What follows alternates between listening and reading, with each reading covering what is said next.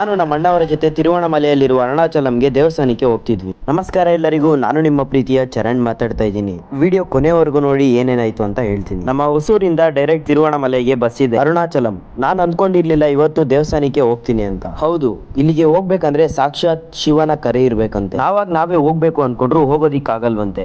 ಅದೇ ರೀತಿ ನನ್ನ ಲೈಫಲ್ಲಿ ನಾನು ಫಸ್ಟ್ ಟೈಮ್ ಅರುಣಾಚಲಂಗೆ ಹೋಗ್ತಿದ್ದೀನಿ. ಬಸ್ಸುಗಳೆಲ್ಲ 2 ಕಿಲೋಮೀಟರ್ ಹಿಂದೆನೆ ನಿಲ್ಲಿಸ್ತಾರೆ, ಅಲ್ಲಿಂದಾನೇ ನಡ್ಕೊಂಡು ಹೋಗ್ಬೇಕು. ನಾವು ರಾತ್ರಿ ಹೊಸೂರಲ್ಲಿ 9 ಗಂಟೆಗೆ ಬಸ್ ಹತ್ತಿ ರಾತ್ರಿ 1:30ಗೆ ಅಲ್ಲಿ ಬಂದು ಸೇರಿದ್ವಿ. ರಾತ್ರಿ 2 ಗಂಟೆಯಿಂದ ಗಿರಿ ಪ್ರದಕ್ಷಿಣೆ ಮಾಡೋದಕ್ಕೆ ಸ್ಟಾರ್ಟ್ ಮಾಡಿದ್ವಿ. ಇಲ್ಲಿಂದ 14+2 ಕಿಲೋಮೀಟರ್ ನಡ್ಕೊಂಡು ಹೋಗ್ಬೇಕು. ಸಾಕ್ಷಾತ್ ಶಿವನ ರೂಪದಲ್ಲಿ ಇರುವ ಈ ಬೆಟ್ಟದ ಸುತ್ತ ಒಂದು ರೌಂಡ್ ಹಾಕಿದ್ರೆ ಅದನ್ನ ಗಿರಿ ಪ್ರದಕ್ಷಿಣೆ ಅಂತ ಹೇಳುತ್ತಾರೆ. ಮೊದಲಿಗೆ ಇಲ್ಲಿ ಗಣೇಶನ ಆಶೀರ್ವಾದ ಪಡ್ಕೊಂಡು ಅಲ್ಲಿಂದ ಗಿರಿ ಪ್ರದಕ್ಷಿಣೆಯನ್ನ ಸ್ಟಾರ್ಟ್ ಮಾಡಬೇಕು. ಶಿವನ ಆಜ್ಞೆ ಇಲ್ಲದೆ ಒಂದು ಹುಲ್ಲುಕಡ್ಡಿನೂ ಆಡಲ್ಲ ಅಂತಾರೆ. ಅದೇ ರೀತಿ ಶಿವನ ಅಪ್ಪಣೆ ಇಲ್ಲದೆ ಇಲ್ಲಿವರೆಗೂ ಬರೋದಕ್ಕೆ ಆಗೋದು ಇಲ್ಲ. ಅಂಡ್ ಅವರ ಆಜ್ಞೆಯಂತೆ ನಾವು ಬಂದ್ವಿ. ಇಷ್ಟೊಂದು ಜನ ಈ ರೀತಿ ಗಿರಿ ಪ್ರದಕ್ಷಿಣೆ ಮಾಡ್ತಾರೆ ಅಂತ ನಾನು ನೋಡೋವರೆಗೂ ನಂಬಿರ್ಲಿಲ್ಲ. ಹಾಗೆ ನಡ್ಕೊಂಡು ಸ್ವಲ್ಪ ದೂರ ಹೋಗ್ತಿದ್ದಂಗೆ ಇಲ್ಲಿ ಅನ್ನದಾನ ಮಾಡ್ತಿದ್ರು. ಮತ್ತೆ ಅಲ್ಲಿಂದ ತಿಂದು ಮತ್ತೆ ನಮ್ಮ ಜರ್ನಿನ ಸ್ಟಾರ್ಟ್ ಮಾಡಿದ್ವಿ.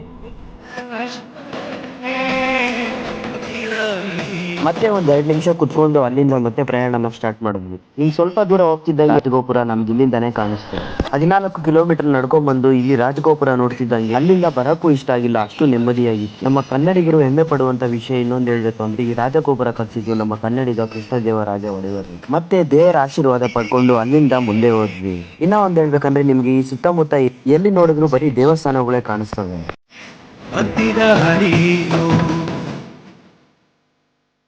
ಅಷ್ಟೇ ಅಲ್ಲ, ಆಗಿನ ಕಾಲದಲ್ಲಿ ಕಟ್ಟಿರುವ ಸುಂದರವಾದ ಕಟ್ಟಡಗಳನ್ನು ನೋಡ್ಬೋದು.